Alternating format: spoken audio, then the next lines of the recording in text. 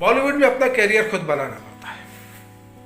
भले आप फिल्मी दुनिया से बाहर से आए हो, या फिर आप किसी स्टार के बेटे हो, या किसी डायरेक्टर के बेटे हो, या किसी प्रोड्यूसर के बेटे हो, या आपका कोई रिश्तेदार फिल्म लाइन में हो, तो भी आपको अपना कैरियर खुद बनाना पड़ता है।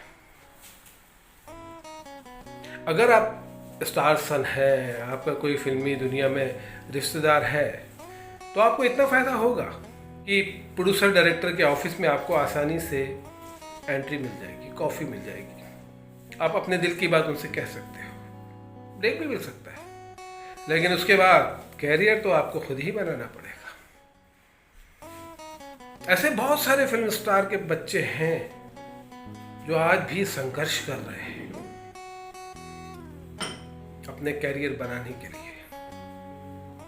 और अगर आप फिल्मी दुनिया के बाहर के हैं तो आपको डबल संघर्ष करना पड़ेगा। मैं आज आपको जिस इंसान की बात बता रहा हूं, जिस हस्ती की बात बता रहा हूं, वो बॉलीवुड के एक फिल्मी परिवार से ही ताल्लुक रखते हैं, लेकिन उनकी सारी जिंदगी संघर्ष करते हुए बीती। बहुत मेहनत करने के बाद उन्हें सफलता हासिल हुई। आज वो बॉलीवुड में कामयाब प्रोड्यूसर, डायरेक्टर हैं, एक्टर हैं, लेकिन यहाँ तक पहुँचने के लिए उन्हें रात दिन मेहनत की है। मैं यहाँ पर जिस बॉलीवुड की हस्ती की बात कर रहा हूँ उनका नाम है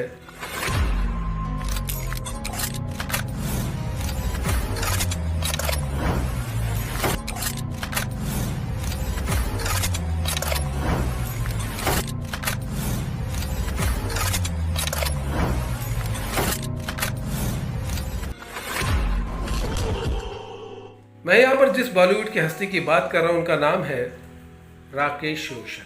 राकेश रोशन का जन्म एक फिल्मी परिवार में ही हुआ। उनके पिता बहुत बड़े म्यूजिक डायरेक्टर थे, रोशन साहब। काफी फिल्मों में उन्होंने म्यूजिक दिया। बचपन से इन्होंने देखा है कि इनके घर में फिल्मी लोग आते जाते हैं,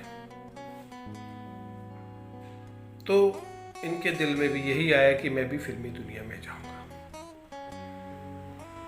लेकिन जब ये अपनी पढ़ाई कर रहे थे तभी इनके ऊपर मुसीबत का एक पहाड़ टूट पड़ा।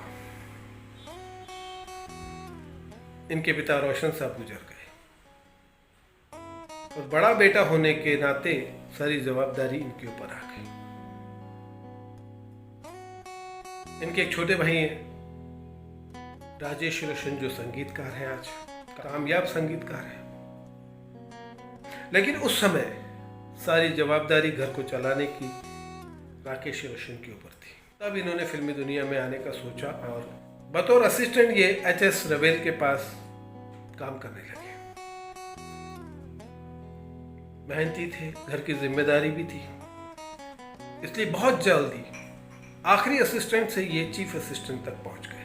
उसी दौरान उस जमाने के जुबली कुमार, राजेंद्र कुमार की, जिन्हें हम लोग जुबली कुमार इसलिए कहते हैं क्योंकि उनकी हर फिल्म जुबली होती थी, तो राजेंद्र कुमार की निगाह राकेश रोशन पे पड़ी।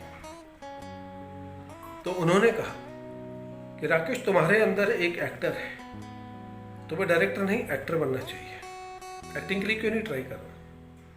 तो राकेश रोशन ने बोला कि एक्टिंग तो मैं करना चाहता हूँ, लेकिन मुझे कोई चांस नहीं दे रहा, कोशिश करता रहता हूँ मैं। तब राजेंद्र कुमार ने प्रोड्यूसर डायरेक्टर को कहकर अपनी गारंटी पर इन्हें पहली फिल्म दिलाई, घर घर की कहानी। घर घर की कहानी रिलीज हुई, बलराज सनी थे इसमें। इन्हें कोई खास क्रेडिट नहीं मिला। उसके बाद इनकी फिल्म रिलीज हुई पराया धन, जिसमें इनकी हीरोइन थी हेमा मालिनी। और धीरे धीरे करते करते करते करते इनकी एक्टिंग की गाड़ी चल पड़ी।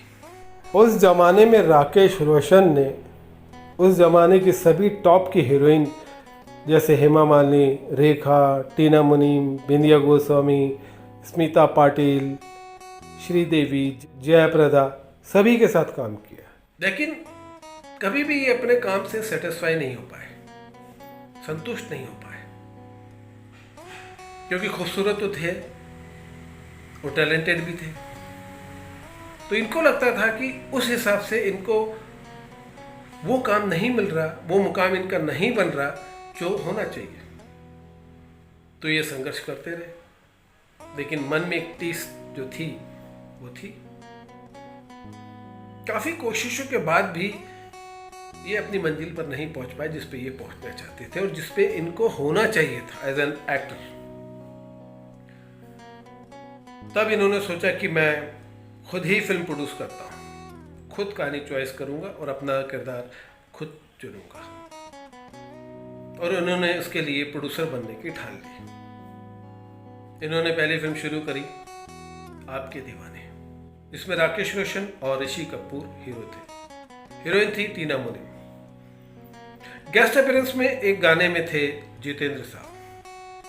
जितेंद्र, ऋषि कपूर, सुजीत कुमार और राकेश रोशन की बहुत गहरी दोस्ती है और बॉलीवुड के खलनायक प्रेम चोपड़ा भी इनके खास दोस्त हैं।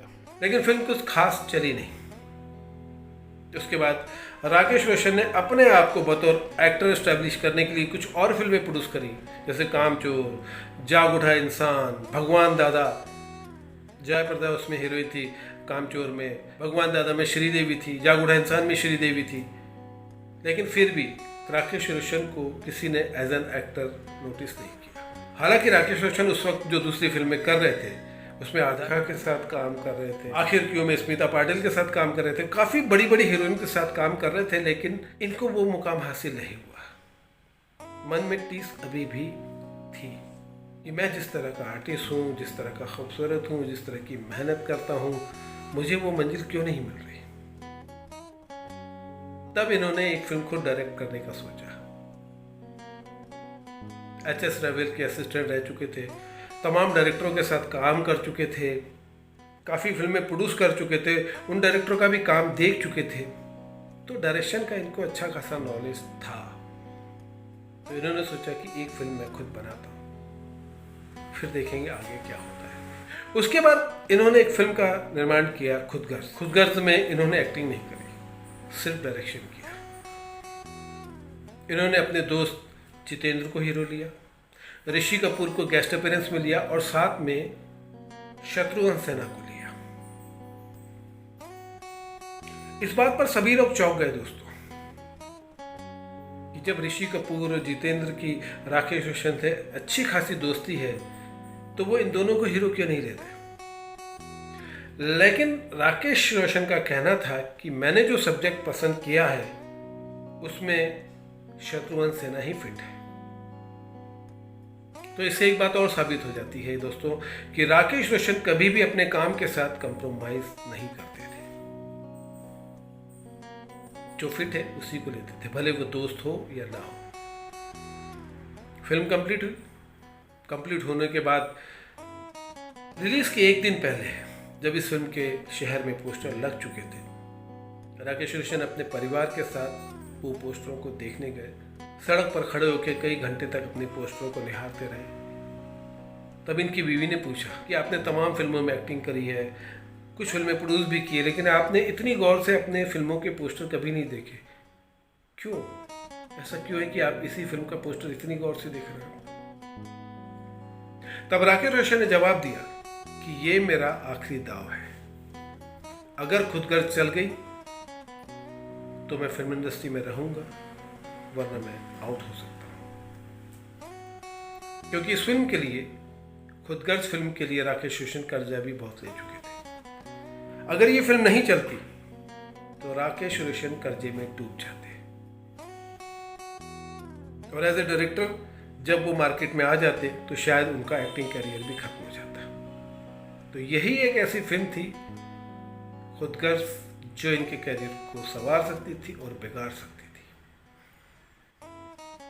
फिल्म रिलीज हुई और कामयाब हुई, बहुत कामयाब हुई, ब्लॉकबस्टर। और यहां से बॉलीवुड को एक नया डायरेक्टर मिला, राकेश रोशन। तो ये थी राकेश रोशन की कहानी जो शुरुआत से डायरेक्टर तक थी। तो अगले वीडियो में मैं आपको बताऊंगा कि किस तरह राकेश रोशन ने मेहनत की, मुसीबतों से लड़े टॉप का डायरेक्टर बनने के लिए, इस मुकाम पर पहुंचने के लिए। तो अगले वीडियो का इंतजार करिए। और हाँ दोस्तों, ये वीडियो आपको कैसा लगा कमेंट बॉक्स में जरूर लिखिए। और अगर आपने हमारा चैनल सब्सक्राइब नहीं किया तो तुरंत हमारे चैनल को सब्सक्राइब कर लीजिए, क्योंकि इस तरह की खबरें हम देते ही रहते हैं। तो दोस्तों आज के लिए इतना, अगले वीडियो का इंतजार करिए। तब तक के लिए बाय। Thank you.